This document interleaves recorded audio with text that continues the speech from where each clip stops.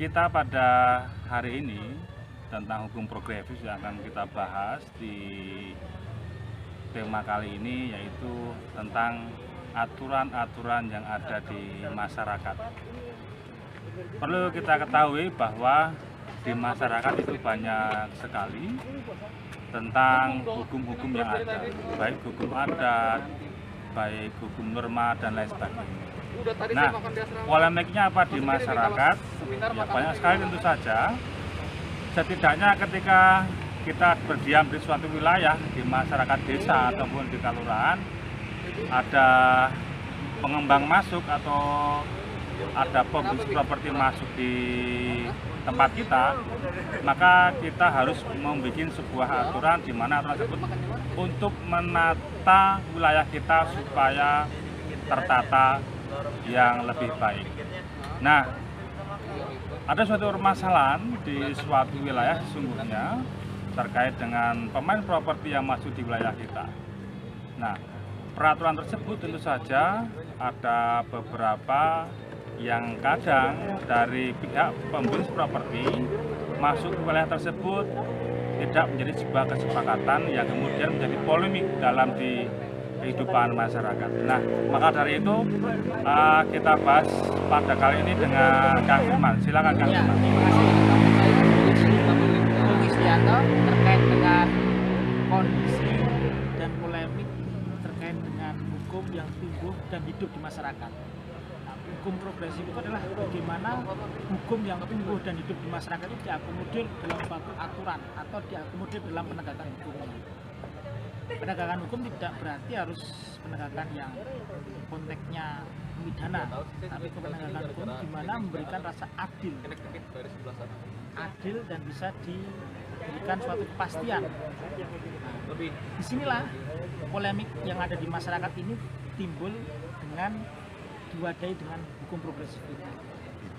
Nah, hukum progresif di sini diambil dari nilai-nilai yang tumbuh di masyarakat. Nilai-nilai kesepakatan yang ada di masyarakat, yang di situ secara norma, aturan, teorinya itu ada. Namun berdasarkan hukum positif memang tidak diakomodir atau belum diakomodir. Sehingga kalau kita memakai asas masyarakat adalah hukum tertinggi, maka hukum itu yang bisa diakomodir dalam kehidupan masyarakat. Karena yang paling identik adalah pada prinsipnya adalah kebutuhan bersama masyarakat. Ketika kita berbicara masalah hukum terkait dengan posisi misalkan adanya pengembang ataupun dalam hal ini adanya bisnis masuk dalam satu lingkungan, tentu kita harus pilah-pilah terlebih dahulu hukum terkait dengan aturannya. Pertama, apakah pengembang itu memiliki badan hukum sebagai bagian orang ataupun badan yang berhak untuk melakukan bisnis itu, PT ya, artinya hukum perusahaannya main di situ. Kemudian izin yang diperoleh berdasarkan hukum administrasi, berarti izin-izin itu telah memenuhi kriteria. Ya, sehingga izin-izin itu memang bisa membangun dan bisa memberikan timbal balik kepada masyarakat yang sudah timbul, sehingga tidak merugikan masyarakat. Yang ketiga, terkait dengan bagaimana kontrak antara misalkan atau jual belinya antara satu tempat dengan pembisnis tersebut. Nah, pembisnis ini apakah sudah memenuhi unsur dari visi perjanjian atau belum? Atau memang dia kontrak dengan pemerintah atau beli dengan pemerintah? Nah, ini perlu dilakukan sebuah telaah tersendiri secara perdata, karena ini hubungannya dengan korporat. Korporat itu apa? Korporat itu adalah memang dia harus mempunyai suatu badan hukum tersendiri yang murni untuk berbisnis atau untuk melakukan usaha, yang dia mempunyai tanggungan pajak, tanggung jawab secara perdata, tanggung jawab sosial masyarakat dan lain sebagainya. Nah, inilah yang harus dilihat dari aspek itulah, sehingga nanti bisa menjawab problematika dalam kemasyarakatan yang ada. Bukan berarti hari ini masyarakat menghambat pembangunan. Tapi bagaimana pembangunan itu bisa bersinergi dengan kehidupan masyarakat yang sudah ada? Karena pada prinsipnya hukum yang sudah masyarakat sudah ada itu hukum sendiri, mempunyai aturan sendiri yang sehari ini mungkin hukum positif kita tidak mengakomodir. Nah inilah yang harusnya hukum itu menjawab. Hukum menjawab permasalahan masyarakat. Kalau kita menunggu nanti prosesnya harus dilakukan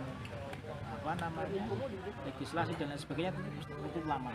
Maka di dalam sistem hukum kita atau dalam sistem pemerintahan kita itu pemerintahan yang paling rendah itu diberi kewenangan, dalam hal ini adalah desa atau kelurahan.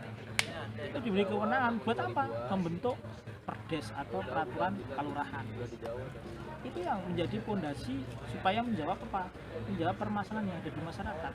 Karena ujung tombak pembangunan hari ini dengan adanya beberapa aturan-aturan yang ada adalah di desa, di kelurahan.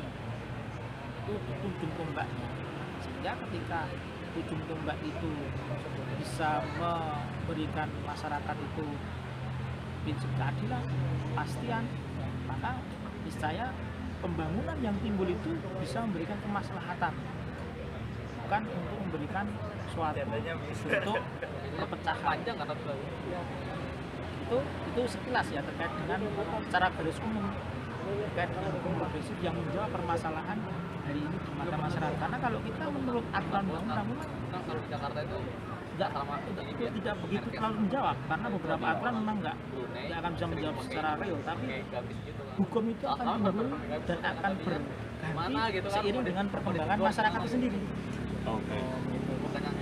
Nah, itu guys. Jadi aturan itu merupakan turunan ya Pak ya, turunan dari pemerintah, kemudian pemerintah terbawah itu adalah kelurahan atau desa gitu. Ya. Kalau di Jogja kan sekarang kalurahan gitu kan. Kalurahan. Di Sleman manapun kalurahan. Ya, kalurahan karena kota yang beda ya. Nomenklatur terkait dengan ini kan keistimewaan. Jadi kalau di kota namanya kemantren, kalau di kita kalau di tingkat kecamatan kemantren, kalau di kabupaten adalah Pakanewon. Oke. Itu sama, intinya sama dengan kedudukannya sama dengan desa, cuman